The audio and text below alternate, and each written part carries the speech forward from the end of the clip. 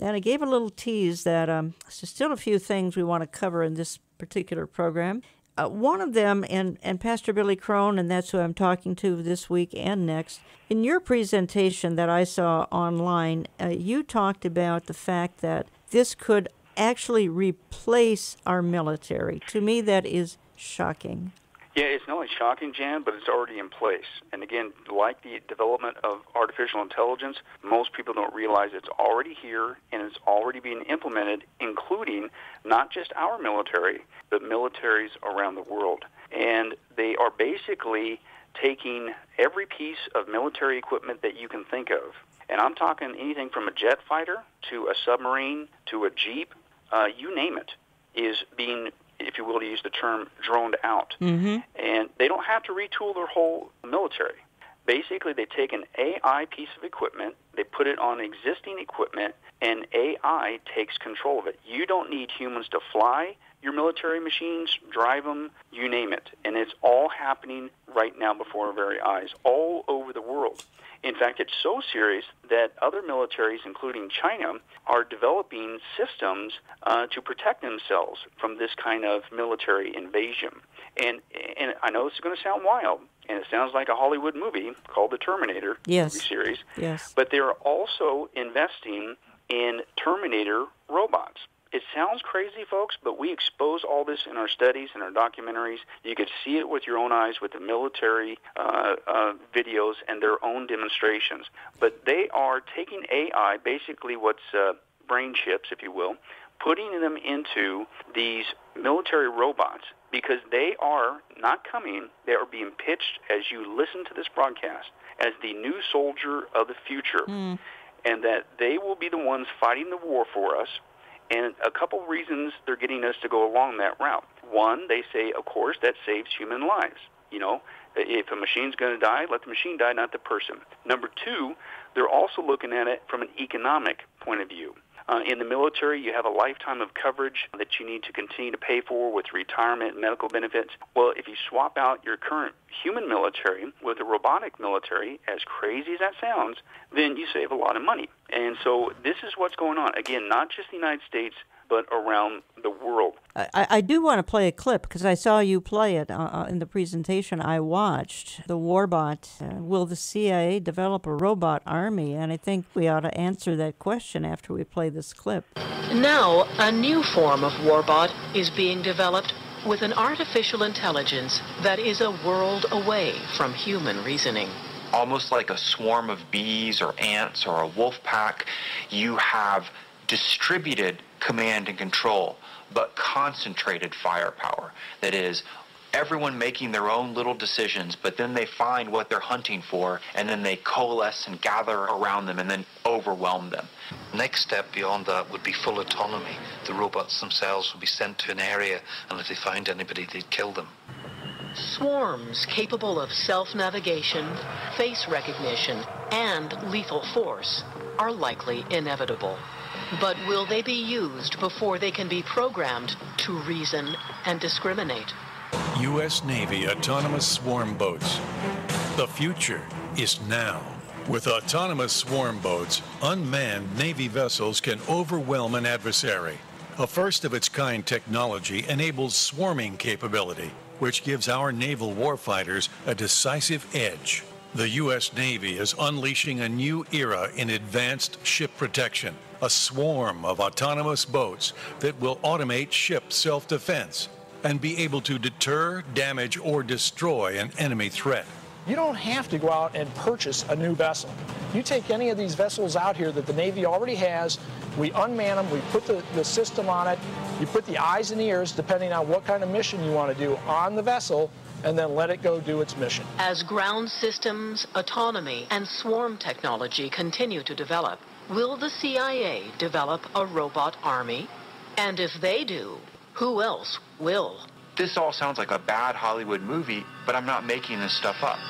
Well, Hollywood kind of conditioned us, didn't it, gentlemen? I mean, you already referenced Terminator, but other movies as well. Eric? Exactly. The audio that we just heard just doesn't do any justice to when you see the video. The video. Yeah, when I saw what Billy presented at Brother JD's church in Hawaii, one thing that struck me was the submersibles that could lay on the bottom of the ocean and then be activated maybe months or years later that have the ability to launch either a small plane or something. And of course, it's all unmanned. This is a completely different idea of warfare.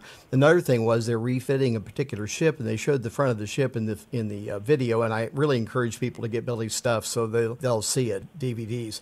But this ship has a large rudder next to it that you would have on like a catamaran, and that would be for the fact that this ship will be able to make maneuvers in the ocean that no humans could survive on the ship doing. And that's what I saw when I saw this, because they're going to make side maneuvers that the humans on the ship, they'd be literally incapacitated because of the just the way you feel in the water. And I'm missing the medical term here to use, but Billy, maybe you've already seen and thought about that. But that's what struck me. I mean, it's absolutely uncanny. I sat there with my mouth open when I first saw that video. Yeah, and you can get those products again, getalifemedia.com, getalifemedia.com. Billy, why do you have the term Get a Life, by the way? Well, Get a Life is basically, it's also the title of my testimony, and basically that our mission is to share the gospel, and one piece to the world, one piece of media at a time. And we want people to get a life in Jesus Christ, to realize that, listen, it's going to get way worse before it ever gets better. And there's one way to escape the nightmare that is coming, what the Bible calls the 7-year tribulation, and that's if you get a life through Jesus Christ. And we use media to get the job done. Back in the days in studying Bible prophecy, it just dawned on me, it's not enough to just know about Bible prophecy and be schooled on Bible prophecy. To me, there's a responsibility with it. What do you do with all this information? Well, to me, the common sense reaction is this: how do you save as many people as you can, as fast as you can, as far-reaching as you can with what time is left? Well, it's media. And we happen to live in the generation where with the click of the mouse, we could be sharing the gospel, letting people know how to get a life through Jesus Christ 24 hours a day, 7 days a week. And so that's what we're all about.